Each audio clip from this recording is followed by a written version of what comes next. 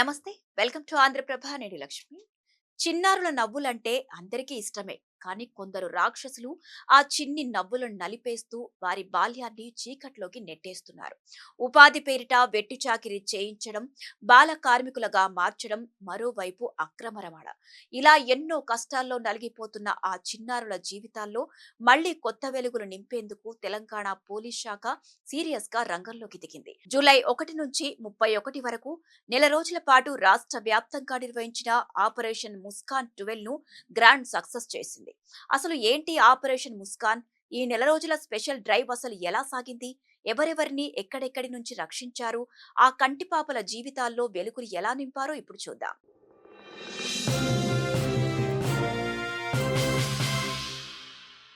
పసిపిల్లల బాల్యాన్ని కాపాడడానికి, వారి ముఖాల్లో మళ్లీ చిరునవ్వులు పూయించేందుకు తెలంగాణ పోలీస్ శాఖ చేపట్టిన ఆపరేషన్ ముస్కాన్ 12 అద్భుత విజయాన్ని సాధించిందని చెప్పుకోవచ్చు. బాల కార్మిక వ్యవస్థను, చిన్నారుల అక్రమ రవాణాను పూర్తిగా నిర్మూలించడమే లక్ష్యంగా జూలై 1 నుంచి 31 వరకు నెల రోజుల పాటు రాష్ట్ర వ్యాప్తంగా ఈ ప్రత్యేక ఆపరేషన్ను నిర్వహించారు.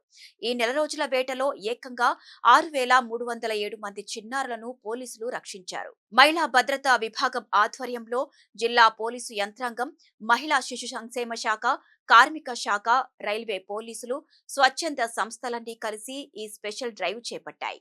ఈ ఆపరేషన్ ను క్షేత్ర స్థాయిలో పక్కాగా అమలు చేయడానికి పోలీసులు ముందస్తుగానే వ్యూహాత్మకంగా అడుగులు వేశారు. ఈ మేరకు రాష్ట్ర వ్యాప్తంగా ఉన్న 124 సబ్ డివిజన్ పోలీస్ టీంలకు చెందిన 620 మంది సిబ్బందికి ప్రత్యేక శిక్షణ ఇచ్చారు. బాలల రక్షణ చట్టాలు, క్షేత్ర స్థాయిలో పాటించాల్సిన నిబంధనలపై వారికి పూర్తి స్థాయిలో అవగాహన కల్పించారు. ఆ తరువాత బాల కార్మికులు ఎక్కువగా ఉంటే సమస్యాత్మక ప్రాంతాలైన రైల్వే స్టేషన్లు, బస్టాండ్లు, గుళ్లు, ఇటుక బట్టీలు, మెకానిక్ షాపులు, నిర్మాణ ప్రాంతాలు, టీ కొట్లపై దాడులకు ప్లాన్ చేశారు. పక్కా సమాచారంతో ఈ ప్రదేశాలన్నింటినీ గుర్తించి ఒక్కసారిగా ఆకస్మిక తనిఖీలు నిర్వహించి చిన్నారులకు విముక్తి కలిగించారు. ఈ ప్రత్యేకమైన డ్రైవ్ లో అధికారులు రక్షించిన మొత్తం 6,307 మంది చిన్నారుల లెక్కలను ఒక్కసారి పరిశీలిస్తే వీరిలో 5,892 మంది అబ్బాయిలు కాగా 415 మంది అమ్మాయిలు ఉన్నారు. ఈ చిన్నారుల్లో 3,447 మంది మన తెలంగాణ రాష్ట్రానికి చెందినవారే. ఇక మిగిలిన 2,860 మంది పక్క రాష్ట్రాల నుంచి, చివరకు పొరుగు దేశమైన నేపాల్ నుంచి కూడా ఇక్కడికి అక్రమ రవాణాకు గురై రావడం గమనార్హం. ఇక వీరందరిలో ఏకంగా 5,041 మంది బాల కార్మికులుగా నలిగిపోతుండగా ఒక బానిస కార్మికుడు కూడా ఉన్నాడు. వీరు కాకుండా 647 మంది వీధి బాలలు, రోడ్లపై అడుక్కు తింటున్న 43 మంది చిన్నారులు, ఇళ్ల నుంచి పారిపోయి వచ్చిన 11 మంది పిల్లలు ఉన్నారు. వీరితో పాటు చదువు మధ్యలోనే ఆపేసిన వారు, బాల్య వివాహాల బారిన పడ్డవారు, అక్రమ దత్తతకు గురైన వారు, ఇలా ఇతర సమస్యల్లో చిక్కుకున్న మరో 563 మందిని కూడా అధికారులు కాపాడారు. ఈ క్రమంలోనే అమాయక చిన్నారుల జీవితాలతో చెలగాటమాడుతున్న నిందితులపై పోలీసులు ఉక్కుపాదం మోపారు. ఈ ఆపరేషన్ లో భాగంగా మొత్తం 1,705 కేసులు నమోదు చేసి 1,710 మందిని అరెస్ట్ చేశారు.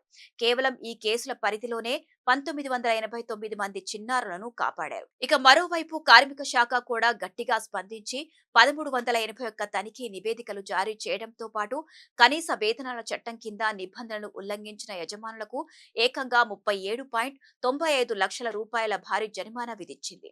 ఇక రక్షించిన పిల్లల పునరావాసం విషయానికి వస్తే అధికారులు వారిపై ప్రత్యేక దృష్టి పెట్టారు. మొత్తం కాపాడిన వారిలో 5,737 మంది చిన్నారులను సురక్షితంగా వారి తల్లిదండ్రుల చెంతకు చేర్చగా మిగిలిన 570 మందికి సరైన భద్రత కోసం బాలల సంరక్షణ కేంద్రాలకు తరలించారు. ఈ సందర్భంలోనే మహిళా భద్రతా విభాగం డైరెక్టర్ చారుసింహ స్పందించారు.